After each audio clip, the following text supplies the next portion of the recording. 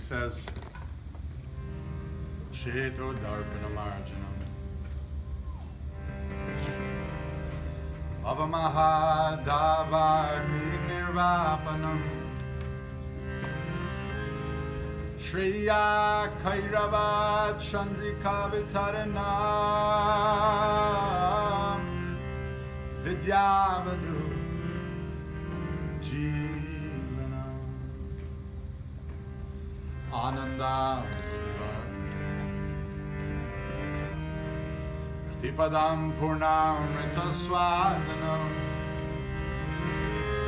Sarvatma Snapanam Sarvatma Snapanam Param Vijayate Shri Krishna Sankirtanam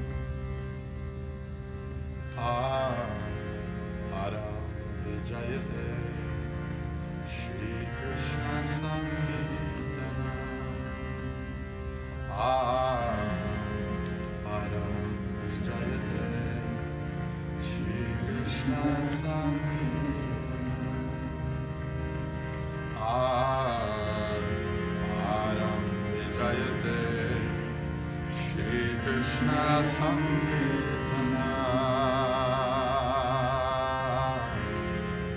Param Vijayate Shri Krishna Sankirtanam.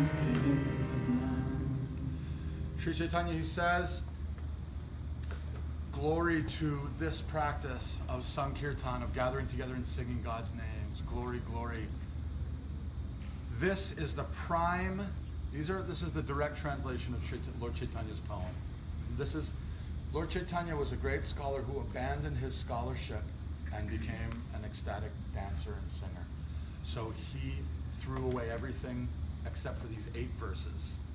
These 8 verses are collected from his own writing. This is the first one. He says, glory to Sri Krishna Sankirtan, which cleanses the heart of all the dust accumulated for years and extinguishes the fire of conditional life, of repeated birth and death. So this cycle of samsara that we're in, birth and death and birth and death and birth and death, it's burning the soul. It's burning. It's like a forest fire. It's out of control. We're stuck. You know the crazy thing about this cycle is it's not only bad karma that throws you back into the laundry machine, it's good karma. This is something a lot of people aren't aware of. There's a way out, but if we just keep cycling in the laundry cycle, we're just burning. The soul is just burning.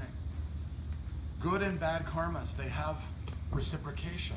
So if I do something purely for the sake of charity or well-being, just kind of thinking like social action or like environmental work, just only for that, it's a good thing, and I get to stick around to receive all the good things that come from it. So maybe in my next life, I'm born in a wealthy family, I'm born in a more beautiful body, right? These are all things that come from these good actions. But the bhaktas are like, we're done with the cycle of samsara. We don't want to come back to get good stuff either. We don't want the bad stuff or the good stuff. Krishna says in Gita, 3 kinds of karma. It's in Gita. Karma, which means just doing stuff, action. So that's good and bad, right? Just whatever you do. Like walking a breakfast, who knows how many kinds of creatures I'm destroying in my process of like whatever, Just doing my stuff, causing havoc in all directions, right? Karma. Then there's vikarma. Specifically horrible, terrible things that you do only out of a feeling of bad towards another, and that causes just really bad stuff to come. So that's especially bad action, vikarma. And then there's what's called akarma. No action. And Krishna says, do akarma. What? How do we do no action?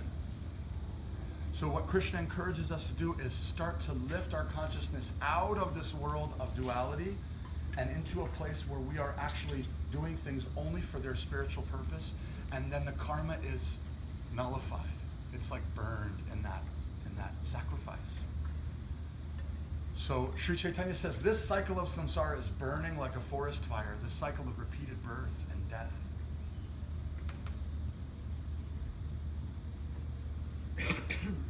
This is his words, his translation.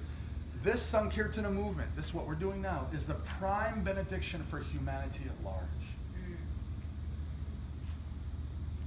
It's quite a hyperbolic statement. The prime benediction for humanity at large, because it spreads the rays of what he called the benediction moon, the rising moon of God's names. It's spreading these rays in all directions. If I sit here and sing by myself, the trees are hearing, the bugs are hearing, all this life is hearing God's names. So it's just spreading these rays of kindness in all directions.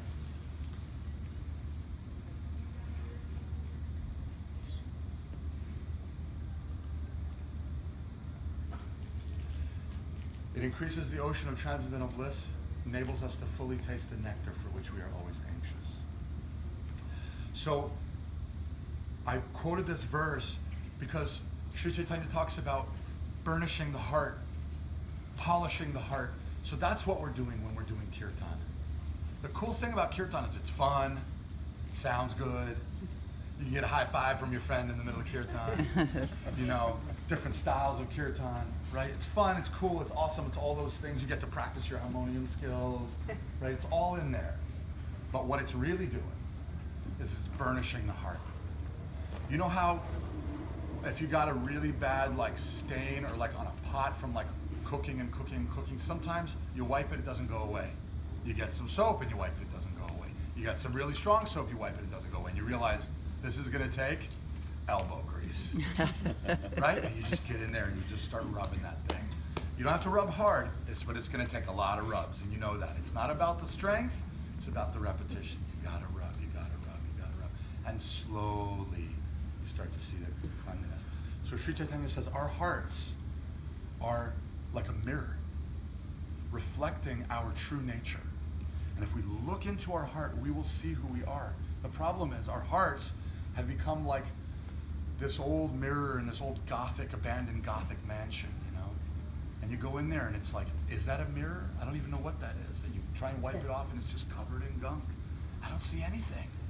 You rub and oh, there's I see a little shadow. You know, then you rub some more and it starts to, oh, whoa, I'm a handsome guy, there I am. You know, I can see myself, see who I really am. You know, that's what kirtan does. Kirtan awakens us to our true identity. And that's why we got to repeat it, because it's elbow grease. Kirtan's the elbow grease and rubbing. And doing it with others makes it better, makes it more powerful.